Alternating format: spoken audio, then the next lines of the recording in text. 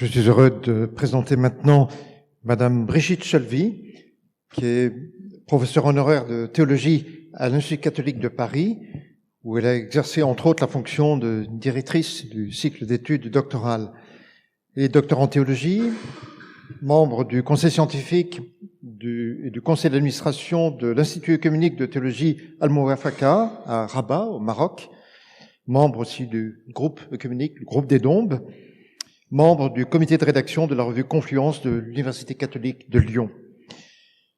Elle est spécialiste de l'œuvre du Père de Lubac. Elle a publié un ouvrage fort important sous le titre « Le surnaturel incarné dans la création, une lecture de la théologie du surnaturel d'Henri de Lubac », paru aux éditions du Cerf en 2015.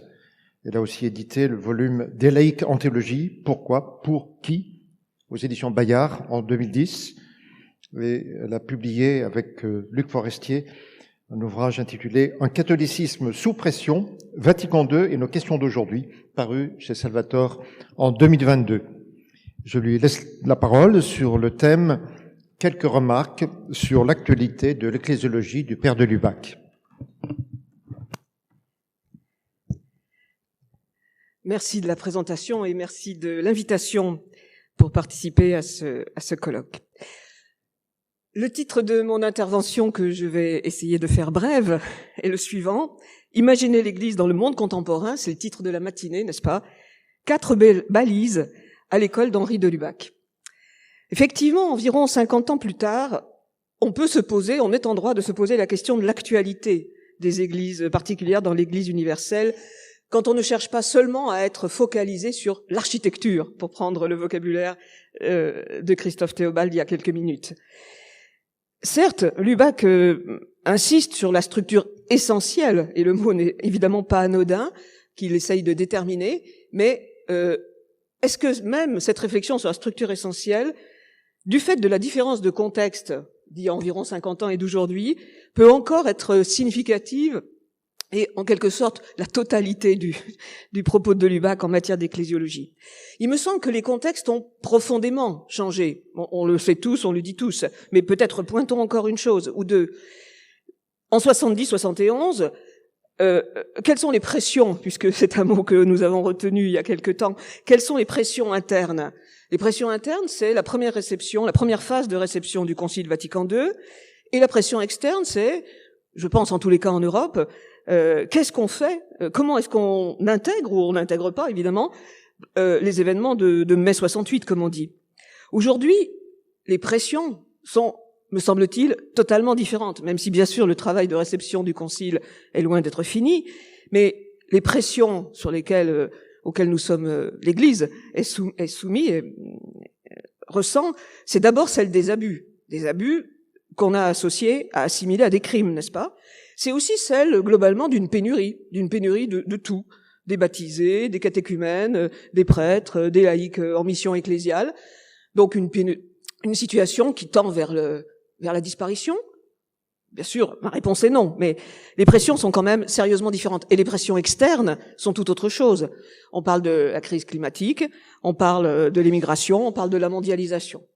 Donc est-ce qu'une réflexion des années 70, il y a 50 ans, peut nous permettre d'imaginer, puisque c'est bien le mot à retenir pour ce matin, peut nous permettre d'imaginer quelque chose pour aujourd'hui et, si possible, de manière prospective aussi pour demain.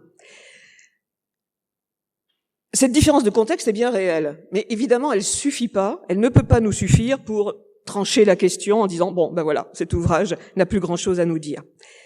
Étant un ouvrage de combat, n'est-ce pas, comme l'a exprimé hier après-midi Jean-François Chiron. Et ma proposition, et c'est la proposition de cette intervention, c'est au fond d'essayer d'examiner rapidement, donc partiellement, naturellement, ce que Lubac dit de l'Église au-delà, alors bien entendu que c'est avec aussi, mais au-delà de ces aspects d'architecture tels qu'il les développe dans les églises particulières, dans l'Église universelle. Donc ne pas me limiter à ce texte, et ma proposition, en tous les cas ce que je vais développer devant vous maintenant, c'est d'essayer d'être attentif à d'autres développements ecclésiologiques que je trouve dans le catholicisme évidemment, que je trouve également dans Méditation sur l'Église, Ça, c'est assez évident. Je pense qu'il n'y a même pas besoin d'être très connaisseur de Lubac pour aller voir ces textes. Mais que je trouve aussi dans la foi chrétienne, c'est-à-dire le commentaire sur le symbole des apôtres de 1969. Donc, disons-le, exactement contemporain, à 2 années près, des églises particulières. Mais aussi, et ce sera le point final, peut-être, de mon propos, en tous les cas, mais aussi dans le grand article « Mystique et mystère » de 1978. Ces approches-là vont me permettre de proposer ce que j'appelle 4 balises, au sens, ce qui peut nous permettre de naviguer, de nous orienter, des balises. 4 balises, bien sûr, il y en aurait d'autres, bien sûr, on pourrait les formuler autrement, c'est évident. Dernier point d'introductif que je veux préciser maintenant, c'est que finalement, pourquoi ma proposition de sortir de la seule vue architecturale peut être intéressante, ou en tous les cas pour quelques minutes, c'est en regardant en fait l'Église d'abord comme tout simplement, mais c'est pas rien, le rassemblement de croyants. Donc de regarder l'Église sous son angle que je qualifierais d'anthropologique. Qu'est-ce que Lubac nous dit anthropologiquement, à partir d'une compréhension de ce que c'est que le croyant, de qui est le croyant bien sûr, plutôt que de penser d'abord ou aussi la structure. Voilà le propos introductif. J'entre tout de suite dans mon premier sujet. Première balise, il n'est pas bon que l'humain soit seul. Je ne suis pas sûr, mais je parle sous l'autorité des vrais connaisseurs de Lubac, je ne suis pas sûr qu'il ait commenté ce texte explicitement. Mais en revanche, ce dont je suis sûr, et que je vous invite à entendre à l'instant, c'est que la structure de catholicisme, donc 1938, premier grand ouvrage, il y a quelques articles avant, mais vraiment premier grand ouvrage, la structure de catholicisme s'organise autour du thème de la solitude. Alors, bien sûr, on peut donner d'autres propositions d'organisation de catholicisme et elles seront parfaitement justes, évidemment. Mais il y a déjà quelques années, j'ai voulu proposer de voir cette structure de catholicisme autour du thème de la solitude. J'appuie mon propos sur du texte de Lubac. Donc, première référence, le tout début de catholicisme, que peut-être tout le monde connaît, mais que je relis quand même. Ai-je trouvé la joie? Non. J'ai trouvé ma joie. C'est celle d'un homme seul. Il est en joie pour maintenant et pour toujours, mais seul. Cette solitude ne l'inquiète pas. Il traverse les batailles, une rose à la main. Ma joie ne demeurera que si elle est la joie de tous. Je ne peux pas traverser les batailles, une rose à la main. Et en une sorte de symétrie, mais symétrie évidemment parfaitement construite, le texte de catholicisme se termine par un bref texte, 3-4 pages, intitulé Mysterium Crucis, dans lequel je reprends cette citation. Vous avez les textes ici, bien sûr. Le Christ sur la croix, qui portait en lui tous les hommes, était délaissé de tous. L'homme universel mourut seul. Plénitude de la kénose et perfection du sacrifice, il fallait cet abandon, et jusqu'à ce délaissement du Père, pour opérer la réunion. Mystère de solitude et de déchirement, seul signe efficace du rassemblement et de l'unité. Au début, à la fin du catholicisme, mais également, et là je vous en fais grâce, ponctuant les moments de bascule du texte. Alors je vous en fais grâce, mais j'en garde quand même un. Au chapitre 11, Personne et société, qui est un chapitre vraiment important dans le texte, je pense, je lis: si par-delà toutes les sociétés visibles et mortelles, vous ne posez pas une communauté mystique, celle-là éternelle, vous laissez les êtres à leur solitude, ou vous les anéantissez en les broyant. De toute façon, vous les tuez. C'est très radical comme position. Et c'est pas une position contre la solitude. C'est bien ce qui serait relativement naïf et banal. C'est une position sur la solitude. Autrement dit, c'est une position de la part de Lubac qui reconnaît la réalité de la solitude d'un point de vue quasi phénoménologique, mais qui le reconnaît au plus haut, c'est-à-dire dans le crucifié, dans la solitude du crucifié. Mais justement, l'expression fondamentale est que ce n'est ni le terme désirable, ni le mot de la fin, et c'est là où le catholicisme donne toute cette dynamique eschatologique propre à ce texte.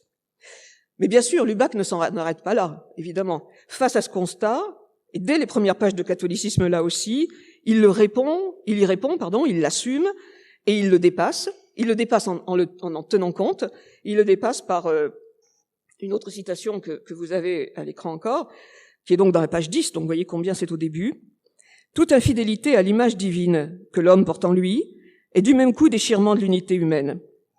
Sans pouvoir supprimer l'unité naturelle du genre humain, l'image de Dieu, si souillée soit-elle, demeure indestructible. Elle en ruine l'union spirituelle qui est dans le dessein du Créateur, devant être d'autant plus intime que l'union surnaturelle de l'homme avec Dieu serait elle-même plus pleinement réalisée. Peut-être bien que la totalité de catholicisme est dans cette phrase. Peut-être bien seulement. Pourquoi ? Unité naturelle du genre humain, indestructible, y compris dans le péché, qui bien entendu n'a de sens qu'à cause ou que grâce à l'unité divine, qui n'est pas nommée ici. Mais en vue de plus que cela, l'unité du genre humain ne suffit pas du tout, ce qui est la projection, est l'avenir, est la prospective.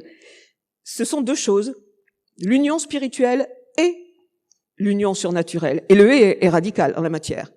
L'un sans l'autre ne donne rien. L'union spirituelle, c'est bien l'union des hommes entre eux, des esprits entre eux, et l'union surnaturelle, c'est bien l'union de chacun avec Dieu. Et l'un ne va pas sans l'autre. Autrement dit, la solitude est dépassée, si ce n'est annihilée dans cette perspective.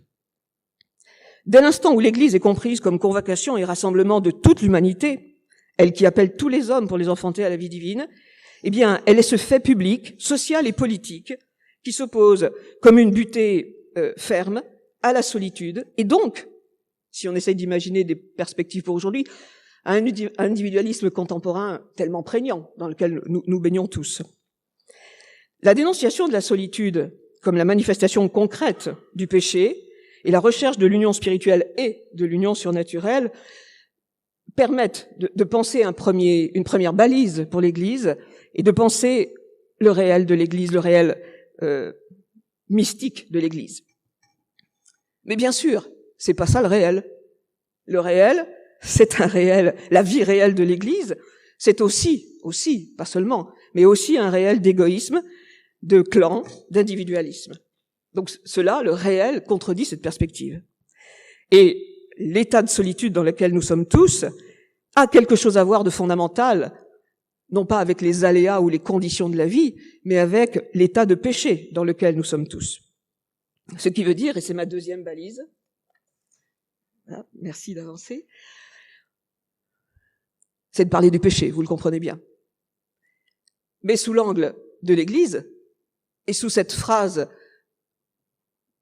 sidérante, je pense, qui reste sidérante pour moi, même si je la connais depuis longtemps, l'Église est le mystère le plus difficile à croire. Catholicisme, page 48. Je peux lire tout de suite la totalité de la phrase dans laquelle se trouve cette expression. Mystère de l'Église, plus profond encore s'il est possible, plus difficile à croire que le mystère du Christ, comme celui-ci était déjà plus difficile à croire que le mystère de Dieu. Donc mystère de l'Église, scandale non seulement pour les gentils, mais aussi ou pour les Juifs, mais pour trop de chrétiens eux-mêmes. Donc le mystère de l'Église est notre problème, le mystère le plus difficile à croire, pas seulement celui des gentils et des Juifs. Je suis ici bien volontiers une analyse qu'a fait Vincent Carreau il y a quelques années dans un ouvrage, un numéro de Communio, qui essaye de cibler, de comprendre quel est ce mystère le plus difficile. De fait, croire en Dieu comme mystère pourrait presque friser la tautologie. Croire que Dieu devient homme, que l'infini choisit le fini, et cela jusqu'à la mort, à la fois mystère de l'incarnation et mystère de la résurrection, révèle un immense mystère, mais qui au fond est encore du côté de Dieu, du côté de la manière dont on comprend et dont on parle de Dieu. Même si ses répercussions sur ce qu'est l'humain, et plus largement d'ailleurs le créé, sont indispensables à intégrer, à savoir un fini créé, l'humain, le créé, qui est appelé non pas à devenir infini ou incréé, mais qui est appelé, en suivant le Christ, à traverser la mort. Pourtant, justement, le caractère premier du fini créé. Entendons bien, non pas à nier la mort, mais à la traverser, à l'assumer, car justement, la bonne nouvelle consiste à savoir qu'elle est assumable, dans la mesure où l'on apprend, avec le Christ ressuscité, qu'elle n'est pas la fin de tout. Si on cherche des imaginations pour aujourd'hui, je pense que ça, c'est une position à l'égard du transhumanisme, qui justement dénie la mort. Je reviens à mon sujet. Croire à l'Église, donner sa confiance à cette institution, semble proprement impossible. Les situations présentes, je pense, nous le font au moins toucher du doigt, si ce n'est plus. Mais on n'est pas seulement devant un événement humano-divin comme l'incarnation, ou devant un grand acte imprévisible de Dieu comme la résurrection. On est devant le rapprochement, dont on peut dire qu'il est a priori contre nature, du divin, et non seulement du créé, mais comme on disait hier, du trop humain, en fait, du péché. Ce rapprochement conduit au plus difficile à croire. Il est étonnant, il est remarquable peut-être, de voir que Lubac, en plusieurs occasions, dit de l'Église qu'elle est, je cite, pécheresse et sainte. Catholicisme, page 48. Je n'ai pas la page de méditation sur l'Église, mais on le trouve aussi. Voilà. Et cela va, me semble-t-il, pour ce qui est de cette réflexion sur l'ecclésiologie chez Lubac, qui bien sûr est dispersée, hein, on est bien d'accord là-dessus, cela va jusqu'à cette capacité à différencier, voilà encore dans le catholicisme, à distinguer, je cite, car de même que la chrétienté n'est pas l'Église en tant que visible n'est pas le royaume, elle n'est pas non plus encore le corps mystique en son achèvement. Sachant qu'aussitôt Lubac ajoute, bien qu'elle soit déjà réellement ce corps, c'est majuscule. Les majuscules chez Lubac sont capitales, hein, dont la sainteté rayonne à travers sa visibilité même. Donc si c'est bien la visibilité qui est scandale, pour tous, y compris les chrétiens, c'est dans cette visibilité, en tant qu'elle est scandale, que quelque chose peut être vu du rayonnement de la sainteté de ce corps. Je renverrai bien, mais peut-être le temps ne me permet pas, je renverrai bien une thèse que j'ai accompagnée il y a quelques années sur le thème du péché dans l'œuvre de Lubac. On a l'habitude de dire non, il n'en a pas parlé, ou très peu, ou très incidemment. L'objectif de cette thèse était de montrer que c'était pas si simple que ça, et qu'au contraire, c'était même très structurant de son propos. Je rentre dans pas plus de détails, c'est évident dans le catholicisme, dès l'instant où on est autour du thème de la solitude, comme je viens de le proposer, mais c'est également évident dans Surnaturel, études historiques de 1946, où en fait, outre son refus de la nature pure, ce que tout le monde connaît bien, il y a aussi le refus du thème de l'impeccabilité de l'ange. Donc, une manière d'intégrer dans tout le créé, l'ange aussi, dans tout le créé, la possibilité du péché. Pas le péché, hein. Le possé pécaré, la possibilité du péché. Je n'en dis pas plus sur ce travail, qui est intéressant, parce que ça décale un peu le regard sur l'œuvre de Lubac. En somme, croire à l'Église, c'est intégrer une réflexion, me semble-t-il, hein, sur le péché, dans une perspective d'anthropologie, évidemment. Et là encore, Lubac nous permet un pas de plus, si je puis dire. Car, citation, la médiation du Christ ne nous délivre pas seulement du péché, mais nous arrache à tout notre moi naturel, en brisant les limites de notre individualité. On est toujours dans le même thème, n'est-ce pas? Cette rupture première de l'unité qu'est la solitude affecte toute la vie relationnelle. Il peut être toutefois utile de rappeler que pour Lubac, cette insistance sur la dimension collective, hein, solitude, collectivité, communion, même peut-être union, ne conduit pas à la dissolution de la personne. En effet, et je pense que là, il y a une première définition de l'Église chez Lubac, et je le cite à nouveau, la vision hiérarchique du monde, qui est la vision classique religieuse, tout simplement, hein, la vision hiérarchique du monde fait place à celle de la civitas Dei. Vision nullement individualiste, mais combien plus authentiquement spirituelle. Entre les diverses personnes, si variés soient leurs dons, si inégaux leurs mérites, ne règne pas un ordre de degrés d'être, mais à l'image de la Trinité même, et par la médiation du Christ, en qui toutes sont enveloppées, à l'intérieur de la Trinité même, une unité de circumcision. Donc pas de réflexion sur l'Église. On essaye d'imaginer, n'est-ce pas, hein? Je reste sur cette perspective. Pas de réflexion sur l'Église, me semble-t-il, sans une réflexion sur le péché. Alors sur le péché dans l'Église, sur le péché de l'Église, on voit bien que c'est là que ça se joue, mais à suivre Lubac, c'est peut-être aussi de l'Église. Et évidemment, la situation présente ne peut que fortement insister à travailler dans cette direction. Au fond, comment aimer l'Église? Pour reprendre une phrase de tout à l'heure, comment faire l'expérience de l'Église en étant lucide et conscient de cette situation de péché? J'en viens à ma troisième balise, toujours en citant Lubac. Encore dans le catholicisme. Nous ne croyons pas à l'Église au même sens que nous croyons en Dieu. Croire à l'Église. Bien sûr, le mot important, c'est « à ». Vous l'avez compris. Je voudrais m'attarder sur ce thème de croire, ce terme de croire. De fait, il s'agit de croire. Mais sur ce point, Lubac est d'une aide majeure, encore une fois, par tout le travail qu'il a fait, que d'autres ont fait avec lui, mais il l'a fait peut-être d'une manière concentrée, synthétique, qui est suffisante, me semble-t-il. Tout le travail qu'il a fait, donc, entre le croire en, le croire à, le croire que. Ses méditations sur l'Église, mais c'est tout autant dans la foi chrétienne, je redis sa date, 1969. La distinction que l'on trouve dans le credo, croire en, croire à, est à tenir, quelles que soient par ailleurs les difficultés de traduction, en français notamment, qu'on peut avoir.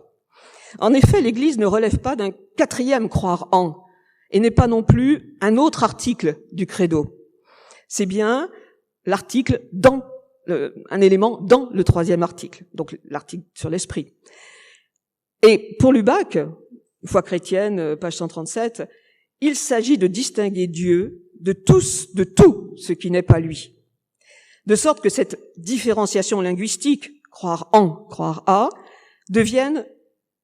exprime un point de vue proprement théologique. Alors on sait qu'il s'appuie sur de nombreuses références dans l'évangile de Jean, avec le croire en notamment, mais il développe aussi l'idée que ce croire en est un solécisme, n'est-ce pas? Un solécisme, c'est-à-dire une faute de langage, une faute de syntaxe grecque. Donc on parle mal quand on est les premiers chrétiens, on n'a pas un langage correct.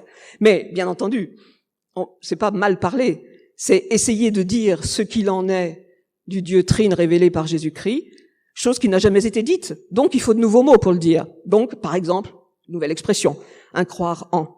Une nouvelle formule de langage par rapport à la langue classique. C'est une faute de syntaxe, certes, mais cette faute de syntaxe cherche justement à exprimer une nouvelle structure mentale, une nouvelle manière de penser Dieu, une nouvelle manière de penser l'homme, une nouvelle idée des rapports entre Dieu et l'homme. Tout ça, c'est foi chrétienne. Hein. Mais bien sûr, cette nouvelle manière ne vaut que pour Dieu, que pour les trois personnes. Donc ne vaut pour aucun autre objet de croyance. D'où l'affirmation qui s'impose, foi chrétienne, l'Église n'est pas l'objet de notre foi comme Dieu l'est. Elle ne peut pas l'être au même sens. Et d'un sens à l'autre, il n'y a pas seulement une nuance, il y a un abîme. Une fois reconnu que l'Église ne mérite pas plus qu'aucun autre objet de foi qui ne sont pas Dieu lui-même, la préposition qui paraîtrait l'assimiler à Dieu, il importe de reconnaître la place privilégiée qu'elle occupe dans l'économie de la foi. Cette place privilégiée, c'est celle de la singularité de l'Église, mais je pense que chez Lubac, ce n'est pas d'abord une question d'architecture ou de structure, c'est d'abord, je dis bien d'abord, ça ne veut pas dire que ça n'est pas du tout, mais c'est d'abord la manière dont l'Église, la singularité de l'Église, reste en pleine dépendance de la foi. J'en donne pour preuve, encore dans foi chrétienne, un commentaire qu'il donne. Mais qui est-ce qui dit « je » quand je dis « je crois en » ? Qui dit « je » ? Eh bien, il dit « c'est pas moi, j'en suis bien incapable, c'est même pas mes frères, c'est l'Église. » Celle qui dit « je », qui croit en Jésus-Christ, ce ne peut être que l'Église de Jésus-Christ. Et il arrive à une deuxième définition de l'Église, me semble-t-il, une autre proposition, qui là aussi doit nous choquer peut-être, ou nous interpeller au moins. Avant toute distinction d'Église enseignante et d'Église enseignée, il y a donc l'Église croyante. Il met en italique, c'est lui qui souligne. Et en ce sens, l'Église est une mère qui enfante selon la foi et à la foi. Commentaire que je voudrais faire à partir de cela. C'est une réflexion délicate qui s'ouvre. Merci. C'est une réflexion délicate qui s'ouvre sur la foi. Y aurait-il dans la foi, dans l'acte de foi, des niveaux? Et en préparant ce travail, j'ai pas eu d'autre mot que niveau. Je suis pas contente de niveau, évidemment. Y aurait-il des niveaux dans l'acte de foi qui seraient à différencier? Croire en, croire à. Lubac répond, je ne vais pas le développer car on m'a dit que le temps était passé. Lubac répond à cette question d'une certaine manière en développant sa compréhension du vir ecclesiasticus, de l'anima ecclesiastica. Alors bien sûr, c'est intraduisible, ou du moins c'est intraduisible dans la situation présente de traduire ces deux expressions. Mais on comprend bien ce que c'est peut-être. Et on comprend notamment, j'ai quelques minutes encore, Michel, ou pas. Voilà, ok.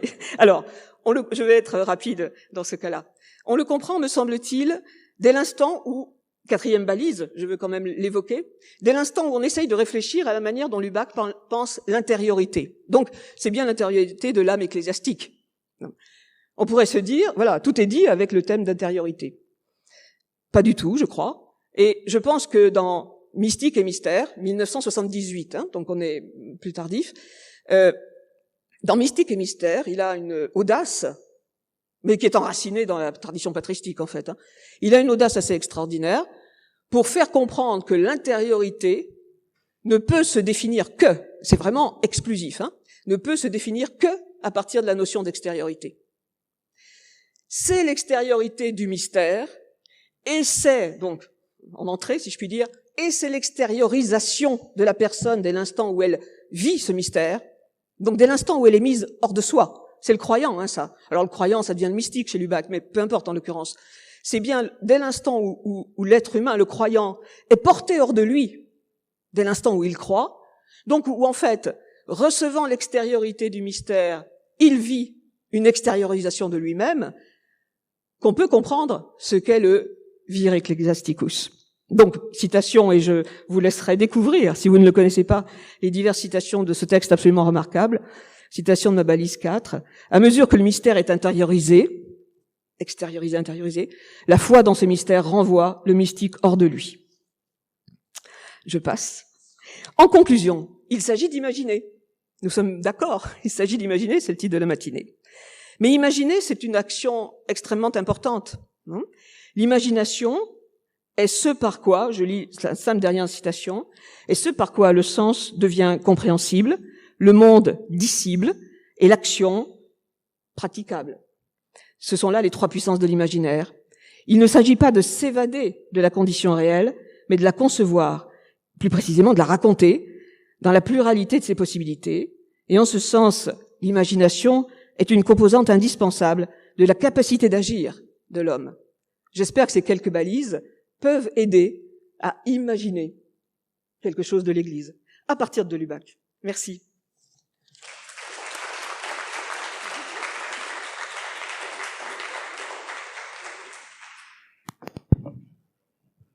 La dernière intervention de cette matinée, de ce colloque, fait directement écho, effectivement, va faire directement écho à la thématique d'ensemble de la troisième session, Imaginer l'Église dans le monde contemporain. Nous allons entendre le père Nicolas Steves, jésuite, de nationalité française et américaine, professeur de théologie fondamentale et modérateur du premier cycle de théologie à l'Université pontificale grégorienne, où il enseigne depuis 2014. Après sa thèse de doctorat au Centre Sèvres, faculté jésuite de Paris, une très belle thèse que j'ai été heureux d'accompagner, eh bien, il a publié aux éditions du Cerf un ouvrage important, grâce à l'imagination, intégrer l'imagination en théologie fondamentale. Depuis, il a aussi publié l'ouvrage « Et moi, je te dis, imagine, l'art difficile de la prédication », paru au Cerf en 2018, avec le père Gaetano Piccolo. Et il a aussi publié un bon nombre d'articles scientifiques sur le thème de la foi, de l'imagination donc, de la culture contemporaine, de la spiritualité ignatienne et de la dévotion populaire. Je suis heureux de lui laisser la parole sur le thème « Paradoxe et adaptation, imaginer une ecclésiologie fondamentale, fidèle et créatrice ». Si je m'en tiens à ce que j'ai chronométré, ça devrait durer 23 minutes. Chers collègues, chers étudiants, chers participants en présence et en ligne, d'emblée, vous l'avez entendu, mais je vous le confesse moi-même, ma spécialité théologique n'est pas l'Église, mais la révélation et la foi grâce à l'imagination. C'est pourquoi je me permets de vous proposer d'ouvrir mon propos non par une traditionnelle explicatio terminorum, mais par un bref exercice d'imagination ecclésiologique que nous ferions en commun.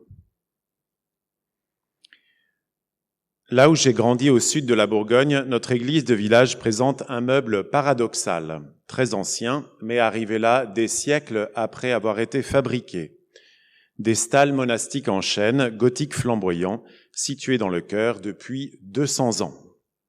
Où était-elle auparavant ? On en trouve un indice à 2 pas du chœur, une statue de saint Antoine, un porc à ses pieds, indice confirmé dehors par le clé et la glaive en haut du clocher. Oui, pendant des siècles, cette petite église, avec tout le village, ses vignes et ses habitants, ont été sous la coupe de l'abbaye de Cluny, à 20 kilomètres de là.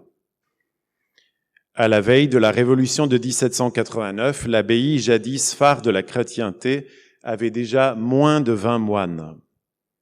Son église abbatiale, pendant 3 siècles, le plus long édifice religieux d'Occident, jusqu'à l'actuelle basilique Saint-Pierre. Si vous allez sur la place, pensez que l'abbaye de Cluny, disparue, était juste 6 mètres de moins que Saint-Pierre actuel. Ce bâtiment serait rasé au sol à partir de 1798, ses meubles brûlés ou dispersés. C'est alors que notre église de village récupéra ses hautes stalles ornées de sculptures merveilleuses, monstres et moinillons, animaux exotiques, juifs et sarrasins. Élément paradoxal, disais-je, un meuble de l'abbaye mère redouté sinon haï pendant des siècles a été recueilli et intégré, adapté à la structure romano-gothique existante. Paradoxe et adaptation, fidélité créatrice pas créative, créatrice donc pour parler comme Gabriel Marcel, qui permet à une église de campagne d'accueillir un trésor monastique et de lui donner une nouvelle vie, alors que l'abbaye elle-même et sa communauté d'hommes ont disparu à jamais. Un nouveau visage d'église. Dans les meubles et les immeubles vivent et prient des personnes. Cet été, comme à l'accoutumée, j'ai dit la messe chaque soir dans la petite église Saint-Antoine. En général, il y a juste mes parents et moi dans les stalles, mais les 2 derniers soirs, mon neveu le plus jeune s'est joint à nous. Augustin, 2 ans, n'est pas baptisé, mais il reconnaît déjà bien la Vierge Marie et sait la nommer. Pendant la messe, à notre surprise, il s'est tenu bien sage, caressant les têtes en bois sculpté de sa stalle. Entre mon père, protestant converti, et ma mère, jadis recommençante, le petit Augustin, juché sur ce siège où les moines chantaient naguère les louanges de Dieu, représente pour moi un nouveau visage de l'Église. En espérance de l'annonce de l'Évangile et de la célébration des sacrements, un petit enfant au milieu de personnes âgées et de meubles séculaires. Fin de notre exercice d'imagination, non sans lien avec ce qu'Ignace de Loyola appellerait une composition de lieux. Deuxième point, nulla ecclesiologia sine Christo. On le sait bien, la raison de la compositio loci dans les exercices n'est pas tant de planter le décor que de laisser les personnages contemplés se révéler réellement. En l'espèce, Jésus-Christ et les membres de son corps qui est l'Église. Nous rejoignons ici une des intuitions et des exigences les plus fondamentales d'Henri de Lubac. Le Christ est au centre de tout. Et en particulier, le Christ est la clé de voûte, le fondement et la raison d'être de toute ecclésiologie. Je cite. Jésus-Christ n'est pas seulement un mystère, il est le mystère et il n'y en a point d'autre. Saint Augustin dit en propres termes, non est aliud Dei mysterium nisi Christus. L'Église est donc mystère, mais mystère dérivé. Elle est mystère parce que, venant de Dieu et tout au service de son dessein, elle est organisme de salut. Elle l'est plus précisément parce qu'elle se rapporte tout entière au Christ, n'ayant d'existence, de valeur et d'efficacité que par lui. Fin de citation. C'est sur ce sillage qu'un certain cardinal Jorge Mario Bergoglio, dans une intervention décisive le 9 mars 2013, à quelques heures du conclave qui l'aurait élu pape, avait cité l'expression patristique, reprise quelques lignes plus tard par le père de Lubac. On a entendu Isabella Bruckner le citer tout à l'heure. Il le cite donc à la suite d'Hugo Ranner. Le mystère de l'Église est celui du Mysterium Lunae. Autre citation, cette fois-ci donc de Bergoglio, que vous voyez sur la slide. L'Église, quand elle est autoréférentielle, sans s'en rendre compte, croit posséder une lumière qui lui est propre. Elle cesse d'être le Mysterium Lunae et provoque ce mal si grave qu'est la mondanité spirituelle. D'après Henri de Lubac, c'est le pire qui puisse arriver à l'Église. Cette façon de vivre pour se glorifier mutuellement. Pour simplifier, poursuit Bergoglio, il y a deux images de l'Église. L'Église évangélisatrice qui sort d'elle-même, celle du Dei verbum religiose audiens et fidenter proclamans, on reconnaît le l'incipit de Dei verbum du Concile Vatican II, ou bien l'Église mondaine qui vit en elle-même, par elle-même, pour elle-même. Cela doit éclairer les possibles changements et réformes à réaliser pour le salut des âmes. Pas d'ecclésiologie donc sans Christ, sous peine d'autoréférentialité, c'est le point 2.2, et ce en vue du salut des âmes, qui est l'unique horizon de tout changement et de toute réforme dans l'Église. Si le pape François a réuni l'assemblée qui commence dans quelques jours, c'est pour le salut des âmes. La tare de l'autoréférentialité peut toucher les théologiens eux-mêmes, ces théologiens autosatisfaits que le pape François a dénoncés à bon droit en 2014 devant notre communauté réunie de la grégorienne, du biblique et de l'orientale. Mais comme il a dit en mai dernier à celles et ceux chargés en Église en Italie du chemin synodal, elle peut aussi toucher les laïcs et tout niveau ecclésial. Je cite, « L'autoréférentialité est un peu la théologie du miroir. Se regarder dans le miroir, se maquiller, en français dans le texte, bien se coiffer, c'est une belle maladie qu'a l'Église. Révéler le Christ, annoncer le Christ, transmettre le Christ et ce qu'il a proclamé en vue du salut des âmes, voilà ce qui doit être le souci principal de ceux qui ont la charge d'enseigner dans l'Église, qu'ils soient évêques ou théologiens. » L'apôtre Paul le disait en ces termes vigoureux à son disciple Timothée, c'était la première lecture il n'y a pas très longtemps à la messe.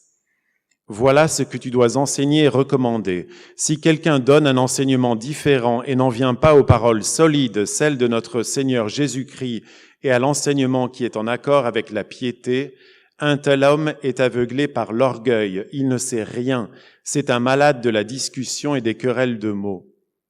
De tout cela, il ne sort que jalousie, rivalité, blasphème, soupçons malveillants, disputes interminables de gens à l'intelligence corrompue qui sont coupés de la vérité et ne voient dans la religion qu'une source de profit. Fin de la diatribe paulinienne. Malheur à nous, théologiens et évêques et tout le peuple de Dieu, si de tels mots, MAUX, sortaient de nous et que par nos mots MOTS, nous faisions de la religion une source de profit. L'unique garde-fou est cette image et ce principe, pas de clair de lune sans un soleil qui brille caché, pas d'ecclésiologie sans christologie. Bien sûr, même en théologie, on peut quand même pas parler de tout le temps, mais si un document sur l'Église manquait de christologie implicite et explicite, ce document sur l'Église serait comme la maison bâtie sur le sable. Le nouveau visage d'Église que j'esquissais en un enfant requiert donc de nous que nous vivions une fidélité créatrice au Christ. Tout scribe devenu disciple du royaume des cieux est comparable à un maître de maison qui tire de son trésor du neuf et de l'ancien, pour mieux faire voir celui qui est lumen ad revelationem gentium et gloriam plebis sue Israël. Tout ce que nous avons écouté depuis hier à partir d'Henri de Lubac nous permet justement, en ces temps qui sont les derniers, de fonder une ecclésiologie fidèle et créatrice. Je voudrais maintenant souligner surtout quelques dynamiques et très très brièvement en donner quelques images, alors que nous nous trouvons à la veille de la première assemblée du synode sur la synodalité. Troisième point, dynamique, paradoxalité et adaptation. Madame le maire nous l'a rappelé hier, dans la pensée lubassienne, mystère et paradoxe sont les deux faces d'une même médaille. Après avoir brièvement parlé du mystère, je voudrais maintenant m'étendre davantage sur le paradoxe. On le sait, le paradoxe est une catégorie dans laquelle Lubac s'est mu avec dextérité et justesse, quoique parfois avec une ironie cinglante digne de La Rochefoucauld. Lorsque le père Elmar Zalman enseignait ici, il nous dit un jour qu'il gardait toujours sur sa table de chevet ce recueil des paradoxes et nouveaux paradoxes comme un remède essentiel de sa pharmacie spirituelle. Comme l'a fait noter Jacques Derrida, à partir de Platon, tout pharmakon est à la fois remède et poison. Cela vaut pour l'imagination, mais aussi pour le paradoxe. Il faut en trouver la mesure nécessaire, oui, mais celle qui est juste pour chaque situation. Au passage, excellent exemple du discernement nécessaire et auquel le pape François nous appelle constamment comme chrétiens. Quant à une définition du paradoxe selon Lubac, voici ce qui s'en approche le plus, avec une tendresse émerveillée qui tranche avec la caricature qu'on a fait parfois de Lubac comme une personne aigrie. Je cite, « Le paradoxe est l'envers dont la synthèse serait l'endroit, mais cet endroit nous fuit toujours. La tapisserie merveilleuse que chacun de nous, par son existence, contribue à tisser, ne peut être encore embrassée du regard. Car le paradoxe est dans le réel avant d'être dans la pensée. Il y est partout à demeure, il y renaît toujours. Plus la vie s'élève, s'enrichit, s'intériorise, plus le paradoxe gagne du terrain. Déjà souverain dans la vie simplement humaine, son royaume d'élection est la vie de l'esprit, la vie mystique est son triomphe. » Fin de citation. En exergue des premiers paradoxes, publiés en 1946, l'auteur disait déjà, je cite, « Songeons que l'homme est lui-même un paradoxe vivant et qu'au dire des pères de l'Église, l'incarnation est le paradoxe suprême, paradoxos paradoxon. » Ainsi, à la lumière de l'incarnation du Verbe éternel en Jésus de Nazareth, l'Église aussi est un paradoxe. Partant, toute ecclésiologie qui ne reflète pas quodam modo cette paradoxalité est incomplète, voire fausse. Je crois que nous l'avons bien entendu hier après-midi dans la session consacrée spécialement au volume « Les églises particulières dans l'Église universelle », mais encore ce matin, ou dans les balises que Madame Cholvy nous a aidé à poser tout à l'heure. Il est donc vital, à mon sens, que dans l'aula synodale, cette note paradoxale reste bien présente dans les semaines, dans les mois qui viennent. Elle doit habiter la prière, qui est ouverture au réel, avant encore que d'irriguer les pensées. Pourquoi ?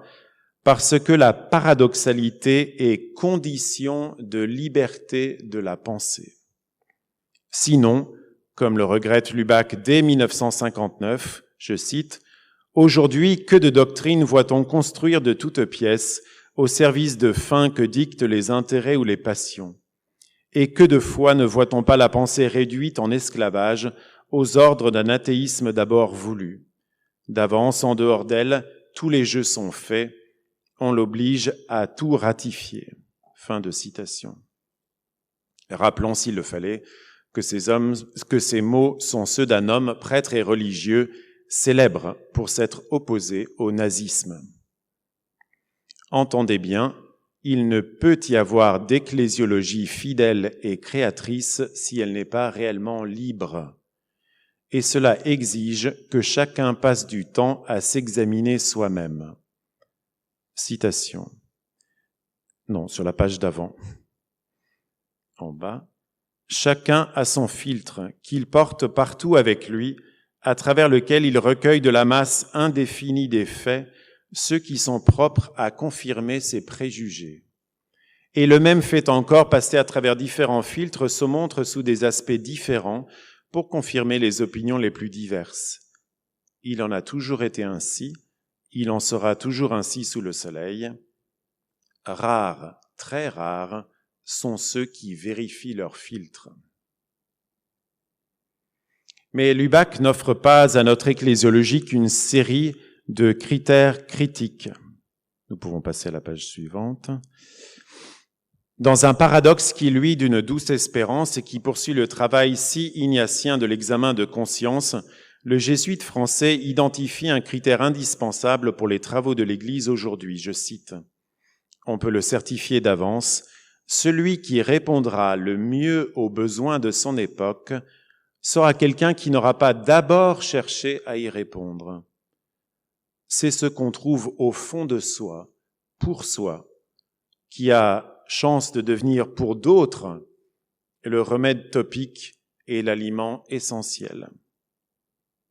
Ainsi, le projet ecclésiologique le mieux adapté aux besoins réels de notre époque est celui qui naîtra d'une prière personnelle et communautaire, entièrement illuminée par le Christ et mue par le seul Esprit qui procède réellement et du Père et du Fils, le Saint-Esprit. 3.2. Adaptation. C'est donc du jaillissement de la vie créatrice au fond de soi, discerné, cru et accueilli, que peuvent naître ces possibles changements et réformes à réaliser pour le salut des âmes, dont parlait le cardinal Bergoglio en 2013. On rejoint ici une de ces formules cinglantes de Lubac. On se demande comment être adapté. Il faudrait d'abord savoir comment être. Ce n'est pas de l'idéalisme ontologique, c'est plutôt nous reconduire à l'esprit de contemplation, et donc au mystère, à l'émerveillement et à la louange pour laquelle nous sommes créés. Je cite encore, « Le christianisme n'est pas un objet que nous tiendrions en main, c'est un mystère en face duquel nous sommes toujours ignorants et profanes. » Et je le dis comme professeur de cette faculté. Enfin, je le cite volontiers comme professeur de cette faculté. Ainsi, pour être un vrai peritus, selon le double sens en latin, il faut mourir à soi-même, perire, et à son savoir, pour devenir un expert, peritus, un sage et un savant. Car ce qui est folie de Dieu est plus sage que les hommes, et ce qui est faiblesse de Dieu est plus fort que les hommes. Le principe de toute réforme de l'Église s'énonce chez Lubac avec des accents théillardiens, citation sur la feuille. La vie s'adapte le milieu ambiant beaucoup plus qu'elle ne s'y adapte. Il ne s'agit pas d'adapter le christianisme aux hommes, mais d'adapter les hommes au Christ. Et ça ne veut pas dire, pour Lubac, rester insensible à la quotidienneté des hommes et femmes de son temps, de notre temps. Lubac a vécu et souffert dans les tranchées de Verdun avec bien d'autres. Je cite, « Si l'on ne vit, pense et souffre avec les hommes de son temps comme un des leurs, c'est en vain qu'on prétendra, le moment venu de leur parler, adapter son langage à leur oreille. » Vivre, penser et souffrir avec tous les hommes et femmes de notre temps, pas juste ceux et celles qui franchissent facilement les barrières de notre filtre personnel et communautaire. En ce sens, et sans le citer ici, les questions incisives et les réponses admirablement équilibrées du chapitre 8 de Méditation sur l'Église, qui s'intitule « Nos tentations à l'égard de l'Église », en font une vraie boussole pour les besoins de notre temps. 4e et dernier point, plus rapidement, des images de l'Église à recevoir et à former.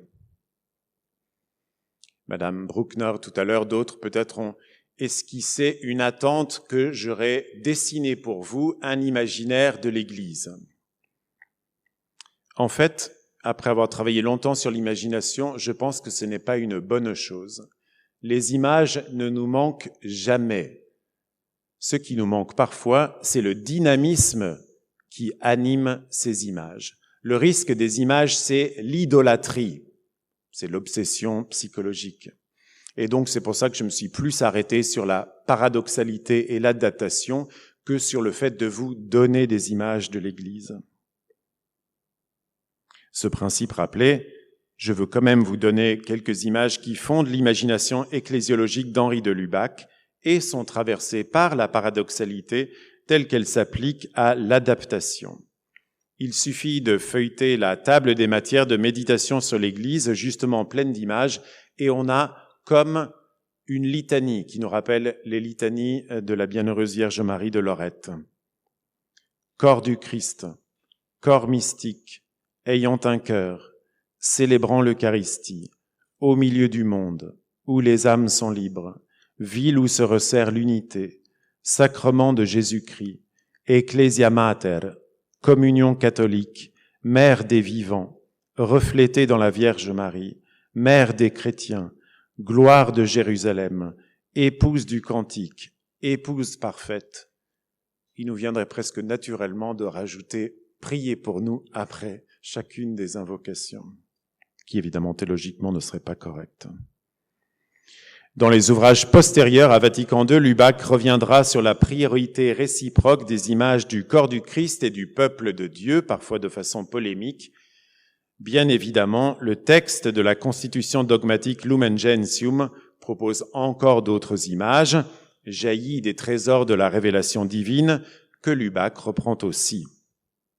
Le cardinal Bergoglio ajoutait l'image de l'Église qui se dégage de l'incipit de Dei Verbum, l'Église missionnaire, héros de l'Évangile, héros celui avec une trompette ahutée à la fin.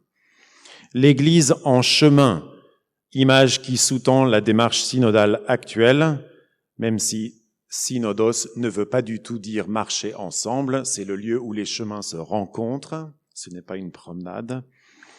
Et ce serait bien se tromper si on imaginait que ce à quoi le pape nous invite, c'est une pure promenade ensemble, c'est une rencontre pour s'écouter, pour échanger, pour prier, pour parler. Si l'Église marche, c'est parce qu'elle est missionnaire, mais elle a aussi un foyer dont elle vient et auquel elle doit retourner pour se réchauffer et s'éclairer, la Sainte Trinité, qui est l'amour au cœur de l'Église, notre Mère. Je conclus rapidement, voire abruptement, en citant notre auteur avec une invitation puis une espérance formulée dans l'Église dans la crise actuelle, petit ouvrage vif écrit en 1969, alors que Lubac a de fortes critiques envers certains traits de l'Église post-conciliaire. D'abord son invitation, puis son espérance. L'invitation nous appelle à l'humilité, là où je cherche à imaginer avec vous une ecclésiologie fondamentale, fidèle et créatrice. Je cite: « La créativité n'est pas d'ordinaire le fait de ceux qui s'en vantent, et dans les choses de la foi et de la vie chrétienne, moins encore que partout ailleurs. » Et voici l'espérance de fond qui est celle de Lubac et que je fais mienne. C'est le propre des temps de crise que le meilleur y soit mêlé au pire. La promesse du Christ ne peut faillir. L'Esprit du Christ n'abandonnera pas son Église. Aujourd'hui même, cet Esprit souffle. Il inspire des merveilles, le plus souvent cachées. Je vous remercie pour votre attention.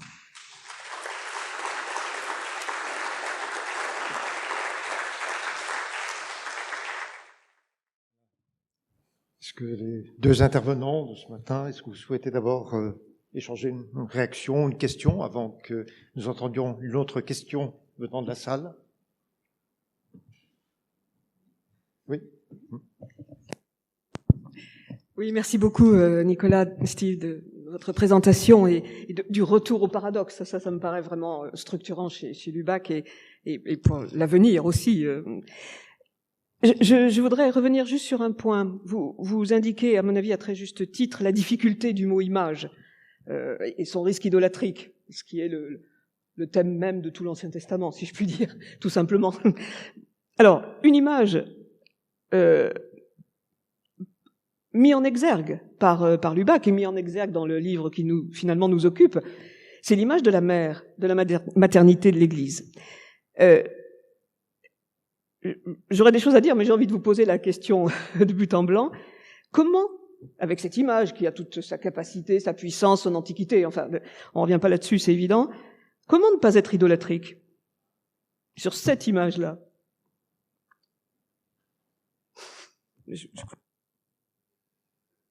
Je ne veux pas que ce soit un piège, hein, Nicolas, pardon, mais on peut en débattre. Mais je trouve que dès l'instant où on a des images aussi fortes que celle-là, et pertinente. Enfin, vraiment, la question n'est pas de la faire disparaître, cette image. C'est comment entrer dans votre propos. La première année où j'étais étudiant jésuite, donc après les 2 années noviciat et après les vœux, je me suis retrouvé à la rue Blomet et je me rappelle avoir vécu une assez grande frustration par rapport à mes attentes de vie communautaire. Et puis à un moment, je me suis dit, tout comme un bébé qui est allaité par sa mère est limité par sa capacité à produire du lait pour cette femme particulière, pour cet enfant particulier. Donc l'enfant a des attentes, mais enfin il va falloir qu'il apprenne à comme on dit en italien, faire les comptes avec le réel. Bah, moi aussi, mes attentes par rapport à cette communauté locale qui est ma mère nourricière, non, je dois arrêter d'avoir ces attentes. En fait, il faut que je vive dans l'espérance. Peut-être que un des passages possibles, je dis parfois comme conseil au confessionnal, toute la vie chrétienne n'est qu'un lent passage des attentes à l'espérance. Et je pense que c'est un des moyens d'aller au-delà de l'idolâtrie. Merci. Nous disposons donc une dizaine de minutes avant que j'apporte quelques réflexions, quelques conclusions à l'ensemble de notre colloque. Alors, Monsieur Stavro, bien sûr, il peut y avoir aussi une autre question portant sur les interventions de la première séquence de la matinée. Je crois qu'il y avait une question tout à l'heure à laquelle on n'a pas eu le temps de faire droit. N'hésitez pas à la poser. Donc d'abord, Monsieur Stavro. Alors, je voulais remercier les 2 intervenants parce que c'était vraiment très beau et très percutant. On est vraiment dans la thématique de l'actualité de l'ecclésiologie du Père de Lubac. Et j'avais 2 remarques et en même temps questions au professeur Brigitte Cholvy à propos de la balise 2 et la balise 3. Concernant la balise 2, vous avez rappelé que le Père de Lubac distingue le mystère du Christ et celui de l'Église en disant que le mystère de l'Église, finalement, est peut-être plus profond et plus difficile que celui du Christ. Je suis un petit peu étonné parce que, finalement, l'apôtre, dans Éphésiens 5, parle d'un seul mystère. Je veux dire, dit-il, le mystère du Christ et de l'Église. Donc pourquoi cette distinction ?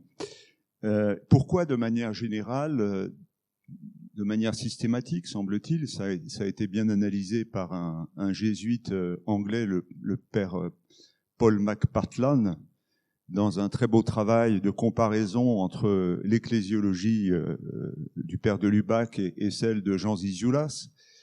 Pourquoi est-ce que systématiquement sa vision du Christ est celle d'un être singulier, alors que Zizioulas part plutôt de la vision de saint Augustin, que connaît bien pourtant le père de Lubac, à propos du commentaire du psautier, où il développe cette idée du Christ total, Christus totus, caput et corpus. Donc ça fait pas du tout la même approche finalement du mystère de l'Église, et on arrive presque à les dissocier. Donc c'est une question. La deuxième question, c'est à propos de la balise 3 et du credo. Vous avez rappelé cette séparation qu'il fait entre croire en Dieu et croire à l'Église. Parce qu'il est vrai que le texte latin diffère du texte grec. Mais il n'y a pas d'étude de contextualisation. Je rappelle un petit détail, c'est que ce credo vient du concile de Constantinople de 381, qui est un concile local, dans lequel il n'y a aucun père, c'est un des rares conciles écuméniques, où il n'y a aucun légat romain, par conséquent le texte est grec, et il est reçu seulement en 451 par le concile de Chalcédoine, et traduit en latin, avec une version légèrement différente. On pourrait peut-être se poser la question, que dit le texte grec ? Apparemment pas. On est entre nous. Alors le texte latin, il dit « et unam ecclesiam », autrement dit directement un accusatif, et on peut l'interpréter de 2 manières, et effectivement on le voit dans la communion catholique, tantôt et à l'Église, comme le suggère le père de Lubac, tantôt directement et l'Église, sous-entendu est, une catholique, etc. Donc là, c'est je crois pas en et je crois pas à, mais je crois que. Donc il y a beaucoup de débats. Ce que je regrette, c'est qu'il n'y a pas davantage d'ouverture par rapport à la contextualisation du texte. Et puis je voudrais rappeler le commentaire d'un dominicain célèbre, le père Jean-Miguel Garrigue, qui lui tient qu'il faut garder le texte grec, c'est-à-dire croire en l'Église, tout en étant d'accord avec le père de Lubac sur le fait qu'on ne croit pas en l'Église comme on croit en Dieu. Mais néanmoins, ça signifie quelque chose de croire en l'Église, parce que l'Église est une mère, même si, bien entendu, il ne faut pas la considérer comme une hypostase au même titre que les 3 personnes trinitaires. Donc là, je crois qu'il y aurait quelque chose à approfondir, et dans une perspective écuménique. Merci beaucoup, Michel. Merci de tous ces ajouts, tous ces commentaires complémentaires que vous faites. Peut-être une manière facile de répondre serait de dire, tiens, là, on touche du doigt une manière assez occidentale, cartésienne, de distinguer, mais en n'oubliant pas ce qu'a dit Marie-Gabrielle en tout début de matinée hier, que pour Lubac, c'est unir pour distinguer. C'est jamais distinguer tout seul, ni même distinguer pour unir. Hein, c'est son débat avec Maritain. Donc, unir pour distinguer. Donc, ultimement, vous avez raison, en fait. Mais me semble-t-il, c'est quand même intéressant de faire ce travail analytique en y ajoutant tous les paramètres de précision que vous avez donnés, qui a pour objectif, me semble-t-il, non pas d'être sûr de tel ou tel point historique, étymologique, mais qui a pour objectif de chercher à positionner l'Église dans l'ensemble de la foi, bien sûr. Et je pense que le dernier commentaire que vous faites, qui est de dire, bien sûr, c'est pas une hypostase comme les autres. Ben voilà. Ça, c'est une phrase incompréhensible. Si, parfait. On la comprend tous ici, parfait. Mais c'est une phrase incompréhensible. Donc, une fois qu'on a dit ça, comment est-ce que cela, on le dit, de sorte que ça puisse faire un écho au-delà des petits cercles que nous sommes.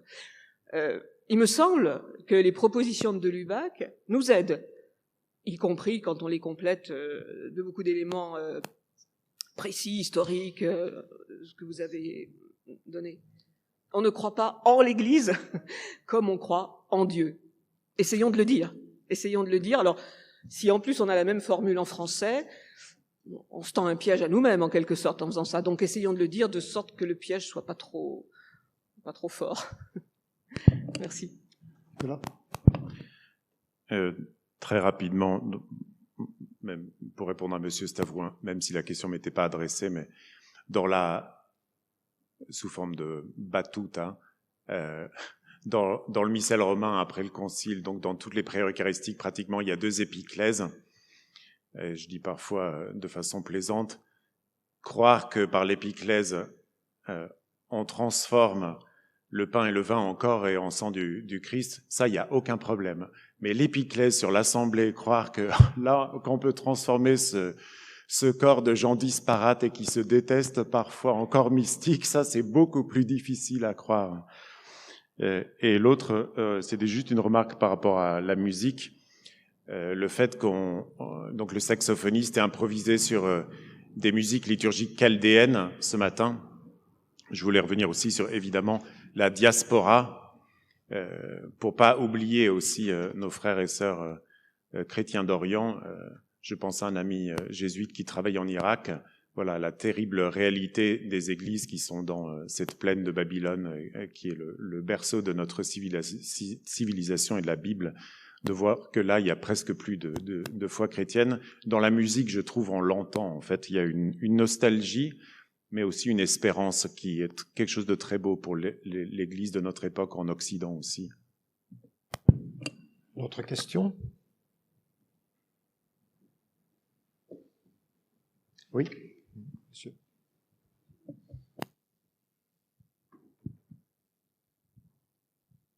Vous me permettez, moi qui suis... La bouche devant le micro. Vous me permettez, moi je suis un peu de l'extérieur, mais je me pose cette question. Puisqu'il est question de l'Assemblée du synode sur la synodalité, ce qu'on a entendu ce matin dans la première partie, on a bien vu que le père de Lubac faisait partie de tout un groupe comment dirais-je, de chercheurs, de théologiens qui ont influencé le concile. Pourquoi mettre le père de Lubac en avant alors qu'il a vécu avec tous ces gens-là en synodalité, si je puis dire, si je peux me permettre ce mot-là? C'est une question que je pose. Peut-être je peux répondre comme membre du comité scientifique. Bon, d'abord, concrètement, comme je l'ai expliqué hier, parce que nous avons répondu à la demande du Centre Saint-Louis, en fait, d'avoir trois années de suite, donc un cycle de conférences sur Henri de Lubac lui-même. Donc c'est pour ça qu'on l'a privilégié. C'est vrai que il y a toujours un risque. J'ai entendu plusieurs fois lors de ma formation des pères des générations au-dessus demander avec grand sarcasme, mais aussi inquiétude, qui sont les Henri de Lubac de votre génération de théologiens? Et je réponds toujours, soyez bien tranquille, cher père, qu'il n'y en a pas du tout, ne serait-ce que parce qu'on n'a pas commencé le latin et le grec en 6e et qu'on est dans un autre monde. Peut-être notre époque aura moins de stars de la théologie comme a connu même après le concile jusqu'à maintenant, et modestement on travaillera en équipe, mais il était beau qu'on mette en avant la figure du père de Lubac, qui est une des grandes voix françaises au concile. Est-ce qu'il y a une dernière question? Oui, frère Émile.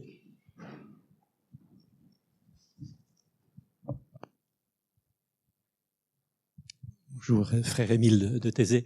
Je voulais juste dire mon bonheur de retrouver beaucoup de citations du chapitre 13 de Méditation sur l'Église, nos tentations à l'égard de l'Église, parce que quand je l'ai lu il y a 40 ans, puis je l'ai relu de près il y a quelques années, et il y a là quelque chose pour le synode aujourd'hui, en particulier le lien qu'il fait avec Acte 10, nos tentations à l'égard de l'Église, empêcher que l'évangile soit annoncé à d'autres, l'Église ne l'acceptera jamais. Non? Il y a une phrase que je cite approximativement, mais elle n'acceptera jamais de renoncer à annoncer l'évangile à d'autres pour le confort de ceux qui sont déjà dans l'Église.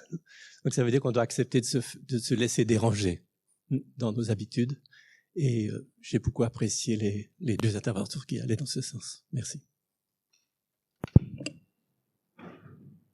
Merci beaucoup.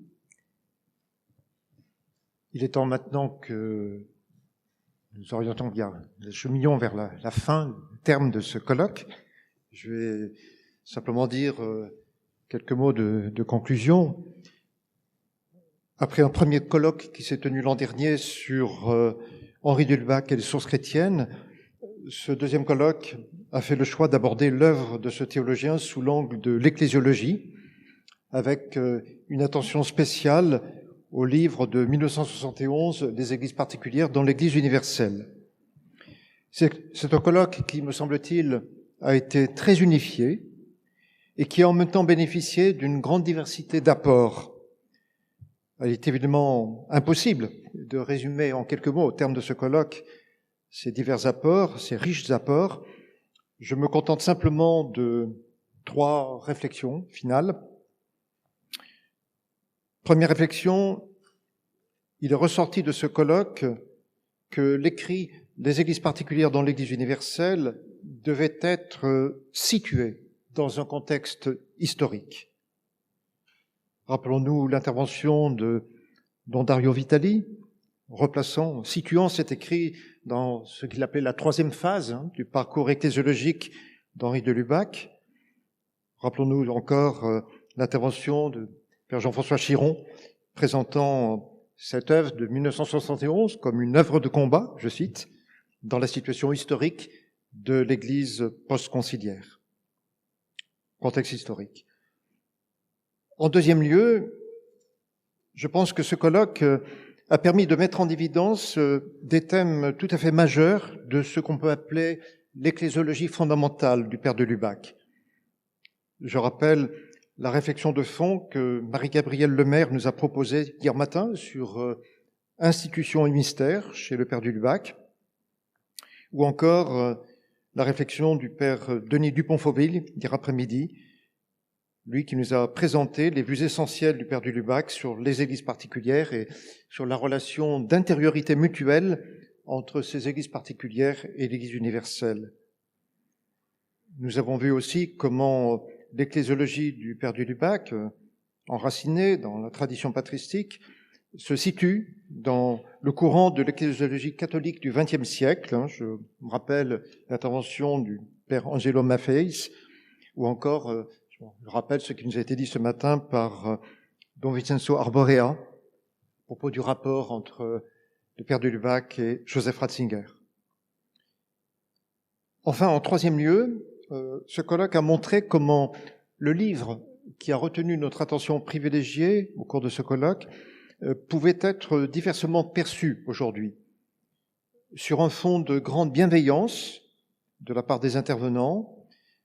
Nous avons entendu aussi des remarques plus à distance de cet écrit, voire critiques sur l'un l'autre point. Ces remarques ont été formulées tantôt à partir de certains développements ultérieurs de l'ecclésiologie catholique, comme on l'a vu avec l'exposé de Jean-François Chiron hier après-midi, soit à partir de la confrontation avec d'autres penseurs, comme Michel de Certeau, on l'a vu avec Madame Isabella Bruckner, ou encore, bien sûr, la confrontation avec Karl Rahner, l'intervention de Christophe Théobald ce matin. Tantôt aussi à partir de l'ecclésiologie de l'Église orthodoxe. Je rappelle l'intervention de Michel Stavrou hier après-midi. Il me semble que ces approches plus à distance de l'écrit de 1971, ces approches plus à distance et parfois critiques sur l'un ou l'autre point, mais toujours formulées, je le redis, sur un fond de bienveillance par rapport à l'œuvre du Père du Lubac, il me semble que ces approches sont en réalité avant tout l'indice ou le reflet de questions qui sont éminemment actuelles et qui devront être encore explorées dans les temps qui viennent et à l'avenir, comme par exemple la question du statut théologique des conférences épiscopales, la question des rapports entre Église locale et Église universelle, ou encore l'articulation, la manière de comprendre l'articulation entre synodalité et primauté. Nous avons été en tout cas sensibles, je pense, à la manière dont l'ecclésiologie du Père de Lubac peut vraiment résonner dans notre actualité. Nous l'avons entendu spécialement ce matin avec l'intervention de Brigitte Cholvy. De ce point de vue, je crois que ce colloque n'a pas été seulement un colloque sur une œuvre produite il y a une 50aine d'années, ou plutôt, par cette voie même, ce colloque a mis en évidence des champs de travail, des champs de recherche, y compris du reste sur des questions sur lesquelles le Père de Lubac a très peu écrit, comme Bertrand Dumas nous l'a montré hier matin, je crois, à propos de la question du mariage, la vocation ecclésiale du mariage.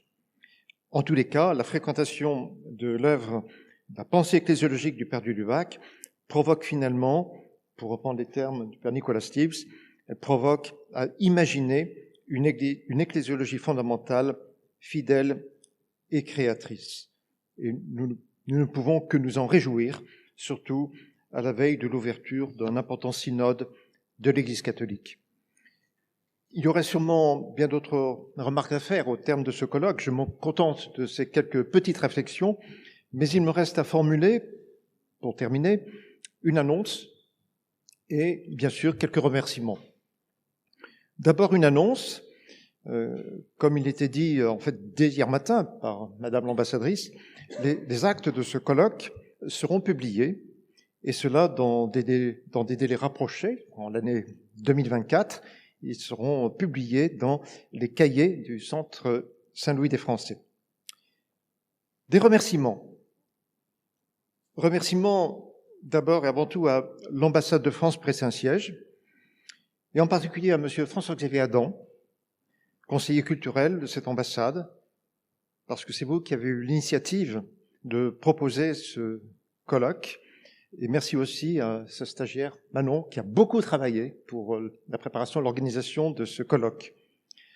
Nos remerciements vont spécialement à l'Institut français, Centre Saint-Louis, et aux pieux établissements français à Rome et à Lorette, dont l'aide et le soutien ont été décisifs.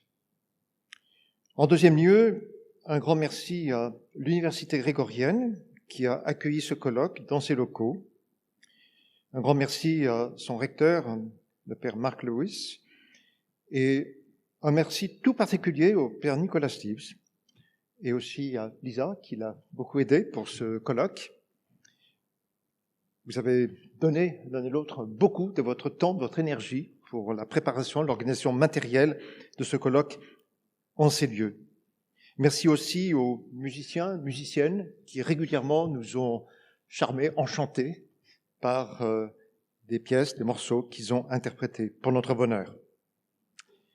Merci aussi à l'Association internationale Cardinal Henri de Lubac et à la Fondation de Moncheuil qui ont contribué à soutenir, à rendre possible l'organisation de ce colloque.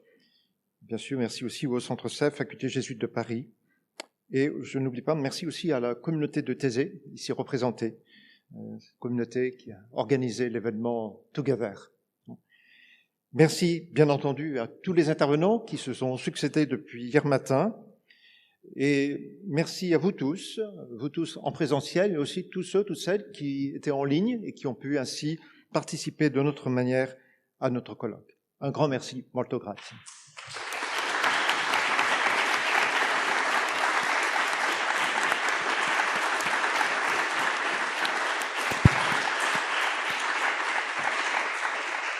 Et évidemment, nous remercions beaucoup aussi le père Michel Fédoux et à travers lui le Centre Sèvres Faculté jésuite de Paris, partenaire de cet événement, pour la sagesse théologique et la collaboration au-delà des deux côtés des Alpes.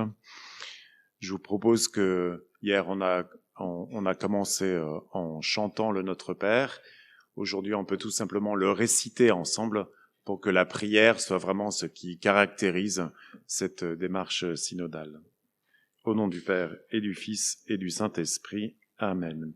Notre Père, qui es aux cieux, que ton nom soit sanctifié, que ton règne vienne, que ta volonté soit faite sur la terre comme au ciel. Donne-nous aujourd'hui notre pain de ce jour. Pardonne-nous nos offenses, comme nous pardonnons aussi à ceux qui nous ont offensés. Et ne nous laisse pas entrer en tentation, mais délivre-nous du mal. Amen.